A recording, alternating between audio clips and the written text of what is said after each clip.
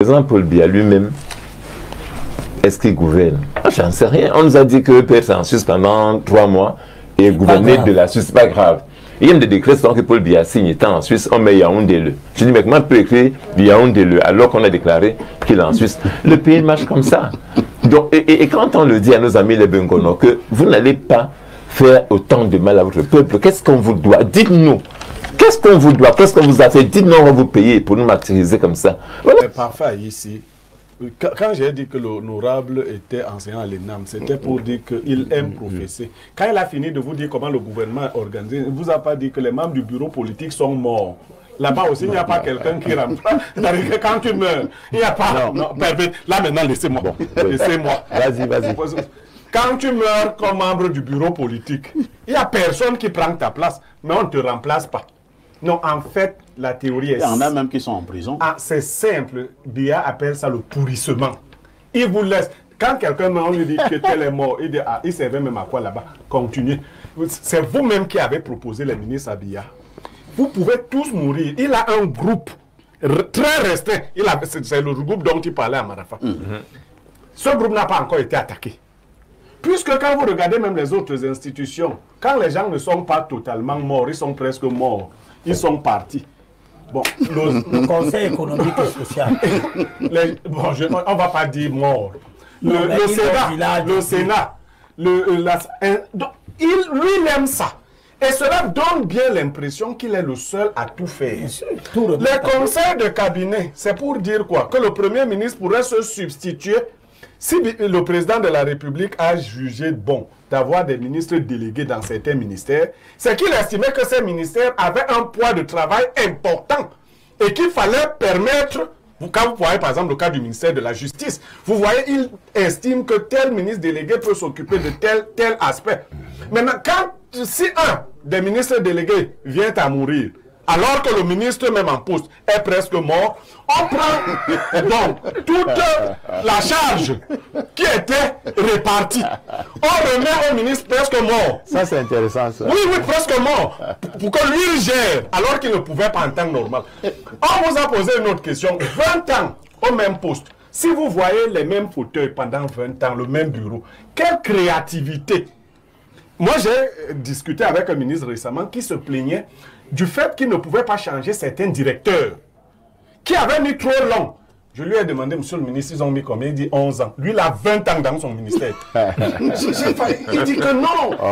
Ils sont en train de scléroser. Quel est le ministre qui peut... Tu veux le nom de ce ministre? Non, on ne donnera pas de nom. Il dit, bon, tu connais tous les ministres qui ont déjà fait 20 ans. Il faut calculer. Donc, le gars, il se plaint qu'il y a des directeurs d'administration centrale qui sont là depuis 10 ans. Ils sont en train de scléroser le système.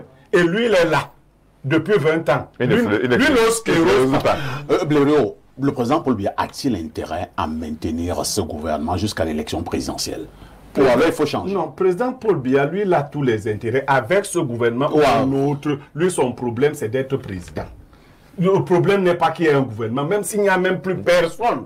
S'il se réveille et tout dire, on dit qu'il est président et qu'il n'y a plus aucun ministre, lui n'a pas de problème. C'est ce qu'il vous a dit? Il a plus qu'un temps. Vous avez déjà vu un seul président qui ne va pas au-dessus des ministres décédés? Vous voulez faire quel procès au président? Non, c'est-à-dire tu es dur à tel point qu'un ministre. C'est-à-dire après toi, c'est les ministres. Tu meurs, c'est ton problème. Tu ne vois pas bien là-bas. Vous pouvez tous mourir. Tant qu'il est président, c'est suffisant. Si vous attendez quelque chose du gouvernement, ce sera un problème pour vous. Si vous n'attendez rien de ce que le président va signer ou pas en gouvernement, c'est un faux problème. Pour nous, c'est un faux problème. Au contraire, c'est à l'avantage du changement. C'est à l'avantage du changement. Parce que ne pas prendre un gouvernement depuis 6 ans, ça participe du pourrissement de la mécanique administrativo-politique du pays. Et avec tous les dégâts, tous les scandales qu'on a eus, le Covid, la Kangate et tout ça, mais quel est le Camerounais? Sortez là, vous faites votre... et puis, quel est le Camerounais qui va vous dire en fait que Paul Biya peut encore rester avec ses amis là en 2025? Donc pour nous, nous prions plutôt que le président ne change jamais ce gouvernement. Et que le peuple, la colère du peuple continue toujours à se solidifier. Parce que c'est ça le plus important. Je prends un simple cas. Regardez le riz qu'on est en train de distribuer là. Est-ce que vous savez les propriétés de ce riz? C'est un riz propre à la consommation des chevaux, des animaux. Comment ça? Ben oui, allez vérifier les brisures. Ce n'est pas moi qui dis. Vous pensez que le gouvernement de la République est devenu aussi méchant pour mettre à la disposition des populations un riz aussi impropre à la consommation? Ben oui, vous comprenez qu'ils sont si méchants de donner un riz impropre à la consommation, mais ils sont encore plus méchants de prendre le bon riz Orca pour eux pendant le Covid. Puisque le riz Orca a disparu. Ah bon? Qui l'a mangé? C'est eux qui l'ont mangé. Les populations n'ont jamais vu le riz. Vous comprenez? Donc vous comprenez que ce qui est mauvais revient au peuple. Ce qui est bon leur revient. On peut aller plus loin. Même les vaccins. On a demandé au peuple de se vacciner, mais ils allaient faire la comédie ici à Mvombi, là-bas. Ils disaient qu'ils se vaccinaient alors que c'était des seringues rétractables. Ah bon? Vous voyez? Mais vous avez des révélations là, Valère. Je vous dis donc que nous sommes dans cette situation, monsieur Pafa ici. Pour nous, il est à notre avantage de l'opposition que le pourrissement que le président de la République est en train de créer, du moins depuis 6 ans, qu'il se poursuive. Plus le peuple est fâché, plus le peuple est remonté, plus nous sommes sûrs que le changement se fera. Parce qu'en fait, imaginez-vous, des ministres, on les remplace maintenant. Qu'est-ce que ça fera? Ça fera un bol d'air. Pour Biya lui-même, ce sera son avantage, puisque ce qu'il remplacera, il les enverra en prison. Et le peuple, lui qui attend le sang, va passer le temps à fêter une autre distraction qui va en fait embrouiller le jeu du changement de 2025. Alors, je sors de ce point pour aller sur un autre. Pour vous dire une chose, c'est que ce que le président de la République est en train de faire, moi je le dis, puisque je vois au fond de votre argument, du moins de votre question, c'est à quand le gouvernement? En fait, c'est ça la question. On devait justement en parler. Oui, mais non, je l'ai vu en fond, c'est pour ça que j'y touche. C'est pour ça que j'y touche. Pour dire en fait ceci, Biya est en train de tirer encore plus solide et plus dur sur la corde, parce qu'il aime jouer sur les limites. En fait, c'est un monsieur qui a compris début 2019 que sa santé ne lui permettait pas de courir après ces gens-là, de continuer à faire comme il faisait d'habitude. Qu'est-ce qu'il a fait? Il a laissé le pays en roue libre. Premier argument. Deuxième argument, c'est que le peuple a toujours pensé que les épurations, du moins, que la lutte contre l'épervier, la lutte de l'épervier et tout ça, la lutte contre la corruption, était une épuration politique. L'homme a fait quoi? Il a reculé. Et il a laissé le pays en roue libre à ses collaborateurs, qui justement ont montré comment ils peuvent bien diriger le pays après lui, à travers les scandales Covid-Gate, mais ainsi de suite. Tout le monde a mis la main, il les a même aidés. Il a pris les 400 milliards du FMI, il les a distribués à chacun, à chaque ministre. Et le rapport de la Chambre des comptes, du moins, je ne sais même plus quel rapport, puisqu'il y en a eu 2 ou 3, même la Chambre des comptes ne s'y retrouve plus. Bref, la ligne de fond de la Chambre des comptes, du rapport de la Chambre des comptes, c'est que la malgestion des fonds Covid. Vous comprenez? La Chambre des comptes avait été très claire. La Chambre des comptes, non. Il y a eu au moins 1 ou 2 ou 3 rapports, donc je ne sais pas quel est même le rapport qui fait foi. De 3, c'est que nous sommes donc dans cette logique où le président a tellement tiré sur la corde. Mais où vous, quand vous posez cette question-là, l'autre question c'est, quelle est l'opportunité d'un nouveau gouvernement? À qui profite le nouveau gouvernement si jamais il est signé? Vous comprenez? Il profiterait certainement à Paul Biya. C'est-à-dire que, signer un nouveau gouvernement, le peuple a besoin d'air, un bol d'air. Donc il serait très content que les mêmes figures qui dérangent depuis, qu'on ne les voit plus. Et de 2, qu'on les sanctionne. Mais les autres qui sont au gouvernement actuellement luttent des pieds et des mains pour qu'il n'y ait jamais un nouveau gouvernement. Pourquoi? Parce qu'ils savent que si Biya signe un nouveau gouvernement, c'est ce nouveau gouvernement qui ira à la transition de 2025. Tout à fait. Et donc il décidera qui aura voix au chapitre sur le successeur de Paul Biya. Dans leur machine à eux. Puisque nous, de l'opposition, nous voulons tout sauf le régime. Vous comprenez? Donc ils savent que c'est ceux-là du nouveau gouvernement qui vont décider. Alors ils font tout pour que le président ne signe jamais un nouveau gouvernement. C'est pour ça que beaucoup vont même jusqu'à compter sur son état physique. Si jamais il venait à disparaître, ce sera encore mieux pour eux. Donc c'est un grand danger, monsieur Aïssi. Pour aller plus loin, pour dire que cette stratégie est donc très dangereuse pour un président de la République qui plus a 92 ans bientôt, dans moins d'un mois, et qui n'est pas Dieu pour savoir qu'il peut vivre encore jusqu'après. Vous comprenez? Sauf que le président est en danger tant qu'il ne prend pas un nouveau gouvernement. S'il ne prend pas un nouveau gouvernement avant le 21, monsieur Aïssi, je dis au peuple camerounais que nous devons nous resserrer pour nous assurer effectivement que ce pays n'aille pas à volo. Parce que ces gens qui ne veulent pas qu'il prenne un nouveau gouvernement sont encore recalés, réfrénés par un seul élément. C'est la sortie du président. Le président doit sortir, le peuple doit le voir le 31 décembre. Et chaque année, le discours à la nation. Le peuple doit le voir le 10 février, le discours à la jeunesse. Le peuple doit aussi le voir le 20 mai. La parade pour la fête de l'unité. Après cela, le peuple n'est plus obligé de le voir, puisqu'on attend encore l'autre 31 décembre. Entre-temps, les élections seront passé. Entre-temps, il devrait avoir convoqué le corps électoral. Nous savons que ces signatures sont désormais scannées. On a les directeurs généraux partout. Donc, on n'a même plus besoin. Ils n'ont même plus besoin de Paul Biya. Donc, je vais donc vous dire une chose, c'est que le président se met en danger dès le 21 mai. Parce qu'ils savent pertinemment que son parti, à lui, personne ne peut l'utiliser, même si Biya venait à fermer les yeux pour aller aux élections. Ils savent.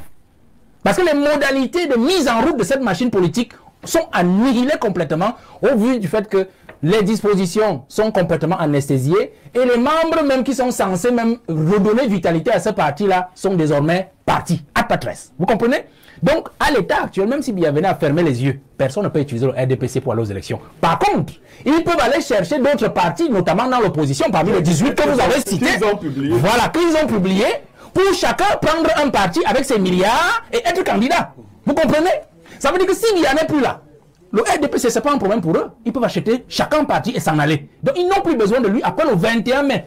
Parce que le peuple ne sera plus en même de demander où est Paul Biya, puisqu'on sait que Biya n'a plus obligation de sortir. Il peut même scanner sa signature et convoquer le corps électoral pour que le parti de mon aîné Sim et nous, on aille s'embrouiller pour l'élection présidentielle. Vous comprenez? Donc, c'est cela que, quand vous posez cette question, le fond de la question, c'est quel danger le peuple camerounais encourt lorsque Biya ne change pas cette classe politique qui ferait plus de mal encore au peuple camerounais dans cette année 2025 où nous attendons le changement. Et la prière, et je dis toujours aux jeunes, parce qu'on a beau me taxer de tout ce que je dis, nous usons de la ruse et de l'intelligence. Les jeunes, je vous le redis encore, nous devons nous battre pour que Biya aille à ces élections-là, qu'il ne meure pas, qu'il aille à ces élections-là et qu'il soit battu à plate couture sur tapis vert. Parce que c'est cela, en fait, qui fera notre changement. Tant mieux. Je sors par là, le 31 décembre, et c'est mon interprétation à moi, et je sais ce que je ressens à moi. Biya nous a dit au revoir. Il nous a dit au revoir depuis le 6 novembre, le discours du 6 novembre. Ce septennat sera le plus important. Et il a recommencé le discours du 31 décembre dernier en disant « Je vous avais dit que ce septennat serait le plus important. » Relisez la première phrase de son discours. Il est en train de partir, il dit au revoir au peuple et à sa jeunesse. Ce qu'il fait donc à travers donc, les morts qui ne changent pas dans son gouvernement, il est en train de partir avec eux tous. Ils ont compris cela. Parce qu'en fait, ils savent que Biya parti. Et la classe dirigeante, et la classe de la vieille opposition qui dérange aujourd'hui, partiront tous. Et c'est pour ça que vous voyez, ils se mobilisent, donc ils empêchent qu'il puisse changer quoi que ce soit. Merci pour répondre à cette question. Mais ce que je voudrais dire simplement, c'est que en réalité, en écoutant ce que j'entends là, je vois qu'il est complètement comme le gouvernement. Ce qu'ils doivent faire, ils ne font pas, et puis ça n'en fait rien. Voyez-vous? C'est comme ça. On avait dit qu'on déclare les biens lorsqu'on est élu président, depuis 1996. Le Bengo ne déclare pas les biens, ni Paul Biya, ni personne. C'est bien, ça va, c'est bon, tout est bon. Ça marche comme ça. Et c'est le danger. On avait dit qu'on tient un conseil des ministres, bon, on ne les tient pas depuis 6 ans, et lui vient de le dire. On dit qu'il doit y avoir un conseil supérieur de la magistrature chaque année pour intégrer les jeunes magistrats. Depuis 5 ans, on a nos enfants, j'en ai vu un en fou. Hier, il est devenu fou. Je dis bien fou. Mais le gars il devient magistrat. Oui, après il devient, il ne travaille pas, il est à la maison, il ne fait rien. Il demande de l'argent aux gens. Donc tous ces magistrats qui sortent là, ils ne travaillent nulle part. Mais ils ne travaillent nulle part. Ils ne sont même pas dans les bureaux là-bas, dans les bureaux. Il faut quand même dire que l'information aussi est que sur haute inspection, on a demandé au ministre d'État, ministre de la Justice, garde des Sceaux, de pouvoir passer aux affectations de ces... d'accord. Donc en dépit du fait que le conseil ne siège pas, qui les affecte quand même. Non, mais ils n'ont pas été intégrés. C'est-à-dire que voilà encore une mesure qui est illégale. C'est-à-dire que le texte sur est-ce qu'on peut vous affecter sans qu'on ne soit intégré? Mais ça ici, la loi n'a pas prévu qu'on puisse affecter des magistrats qui ne sont pas encore intégrés de manière légale. Vous voyez, c'est ça le problème. Cette institution est absolument illégale. C'est-à-dire on prend des gens qui n'ont pas prêté serment comme magistrats, on les met dans les bureaux. Maintenant, c'est une faute qui est commise. Qui répond de ça? Donc, son supérieur, il n'a pas mis, c'est pas lui qui l'a mis là.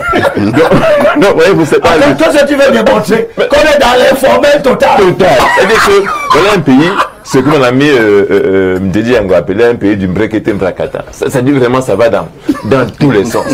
La loi a dit qu'on organise chaque année en décembre le concours d'André. Si démontrer que ça marche, tu es très fort. Mais je suis là pour ça.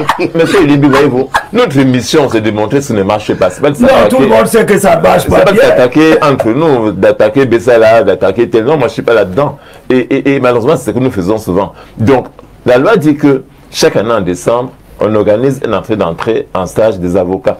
Chaque année en décembre. Ils ont fait 10 ans sans en organiser un. Ça ne fait rien. Et le drame, ce qui me fait mal, c'est que les huissiers de justice qui meurent sans avoir une charge. Mais si, et le drame, c'est que si quelqu'un dont se lève, il faut dire, je saisis le Conseil constitutionnel pour demander que les huissiers travaillent. On va dire, mais il est fou. Il n'est pas. Eux de voir plutôt le combat qu'ils mènent. Non, ne le saisissez pas. Parce que si vous le saisissez, c'est un combat perdu d'avance. Vous savez que le Conseil constitutionnel est mauvais. Monsieur Limbi, c'est pour démontrer simplement que. C'est ça que nous appelons des combats d'arrière. Monsieur Limbi, l'on permettre à mettre un bout de sa pensée. Monsieur Limbi, ce que je voudrais dire par là, c'est que quand quelqu'un se plaint, n'allez pas voir si c'est bien plein ou pas. Allez voir si sa plainte est fondée, c'est ce qui est important.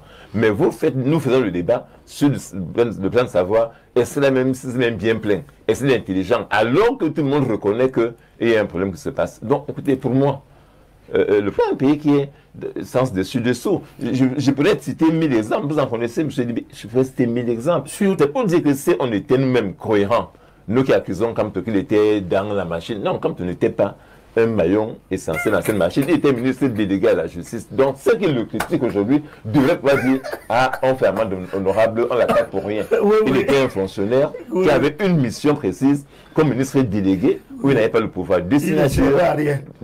Il a travaillé comme fonctionnaire, il a fait le code pénal, il a fait le code de procédure pénale, il a fait le travail sur l'administration pénitentiaire, il a fait le code sur les lois administratives. Non, je veux dire, il a travaillé, mais c'est malhonnête de le présenter comme quelqu'un qui était même essentiel. Mais ce n'est pas le débat. Mais parce que, vous voyez, il y a un ici qui à tous les coups revient sur Camto. Pour finir sur ce que je disais, honnêtement, les ministres qui décèdent et qu'on ne remplace pas, je dis, ça ne gêne personne. Le pays est comme ça.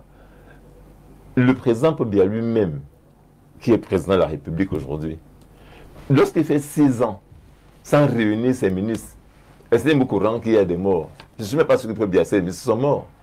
Parce qu'il a dit à Madame Damdjou, je suis sérieux, est-ce que Biya est mort? Il a adressé des lettres de condoléances. Monsieur Paul Biya, ah oui, tu sais qu'il les signe. On vient de dire maintenant que parfois ce n'est pas lui qui les signe. Valère a été clair dessus. Lorsque Madame Damdjou dit à Paul Biya qu'on a déposé une requête chez vous pour demander le code consensuel, il dit, j'ai jamais vu ça. Vous voyez, c'est ça le pays. C'est-à-dire qu'on adresse des courriers au chef de l'État, il ne reçoit pas. Et c'est pour ça que nous nous battons. Tu es sûr qu'il dit la vérité?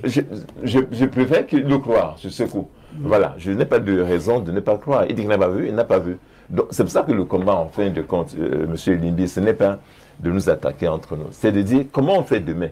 Et là, je suis d'accord, collectivement, pour pouvoir battre ces gens-là et de nos Camerounais notre histoire. Et tant que vous ne pensez pas à ça, et passez le temps à attaquer les uns les autres, merci, maître. L'autre sera très content de rester là. Merci, maître.